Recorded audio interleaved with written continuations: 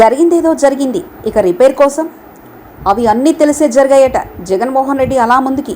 ఇక Tadapalli camp office వినియోగం త్వరలోనే కార్యకర్తలతో కూడా నేరుగా.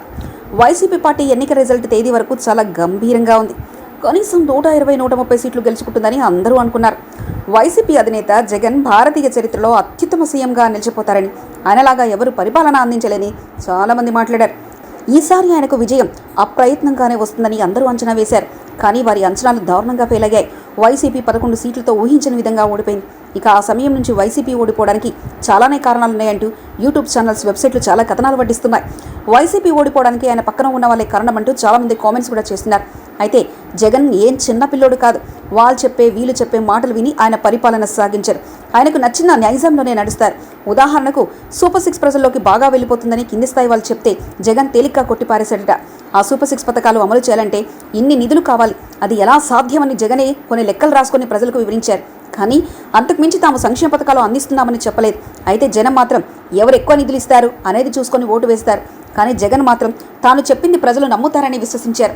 అలాగే టీడీపీ పార్టీ పెన్షన్లను 4,000 పెంచుతామని హామీ ఇచ్చింది. జగన్ 3,000 ఉంచుతామని అన్నారు. కింద స్థాయి వాళ్ళు మాత్రం పెన్షన్ల వయసు 50 ఏళ్లకు తగ్గించి 5,000 ఇస్తానని హామీ ఇవ్వాలంటూ సూచించారు.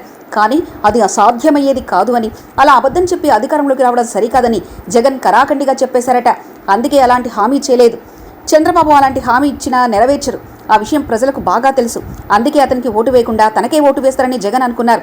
ఈ సంక్షేమ పథకాల వల్ల ఎదురు దెబ్బ తగులుతుందని ఆయనకు తెలుసు. కానీ ప్రజలు తనకు తప్ప బాబుకు ఓటు వేయరని అతి నమ్మకం ఆయనలో పాతుకుపోయింది. కానీ జగన్ మాత్రం జగన్ ఇచ్చినప్పుడు చంద్రబాబు ఎందుకు ఇవ్వరు, ఆయన కూడా ఇస్తారు. ఆయనకు ఓటు వేసి గెలిపించడం వల్ల తమకు ఎక్కువ సంక్షేమ పథకాలు అందుతాయని అనుకున్నారు. ఇక రాజధానిని కూడా ఏర్పాటు చేయకపోవడం వల్ల తల్లిదండ్రులు, నిరుద్యోగులు భయపడ్డారు. ఎందుకంటే తెలంగాణ వాళ్ళు గ్రాడ్యుయేషన్ అయిపోగానే హాయిగా హైదరాబాద్ వెళ్తున్నారు.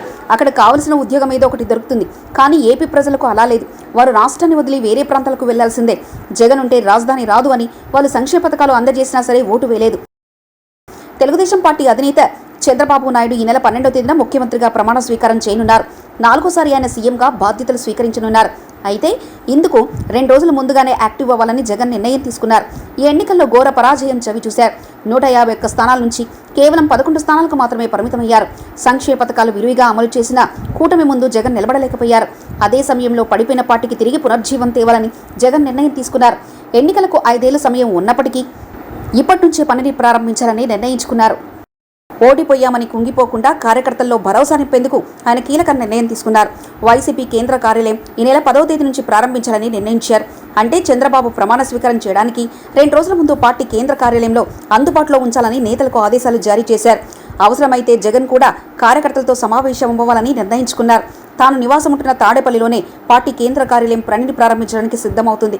అందుకు ప్రత్యేకంగా సిబ్బందితో పాటు నేతలు కూడా అందుబాటులో ఉండేలా చర్యలు తీసుకోనున్నారు. కార్యకర్తలు భయపడకుండా వారితో భరోసా నింపేందుకు ఈ నిర్ణయం తీసుకున్నారు. మొన్నటి వరకు తాడేపల్లిలో తన నివాసం సీఎం క్యాంపు కార్యాలయంగా ఉంది. అయితే దానిని పార్టీ కేంద్ర కార్యాలయంగా మారుస్తూ నిర్ణయం తీసుకున్నారు. పార్టీ కార్యాలయంలో న్యాయ సలహాలు, సహకారం అందించేందుకు లీగల్ టీం కూడా అందుబాటులో ఉండేలా చూస్తున్నారు. ఏపీలో ఫలితాల అనంతరం జరుగుతున్న ఘర్షణలతో పాటు నమోదవుతున్న కేసుల విషయంలో కూడా వారికి ఉచితంగా న్యాయం అందించేందుకు సిద్ధమవుతున్నారు. కార్యకర్తలకు నిరంతరం అందుబాటులో ఉంటూ వారి నుంచి ఓటమికి గల కారణాలను కూడా ఫీడ్బ్యాక్ తీసుకునే ప్రయత్నం చేస్తున్నారు. ఓటమికి తాము చేసిన తప్పులను కూడా ఆయన సమీక్షించుకుంటున్నారని తెలిసింది.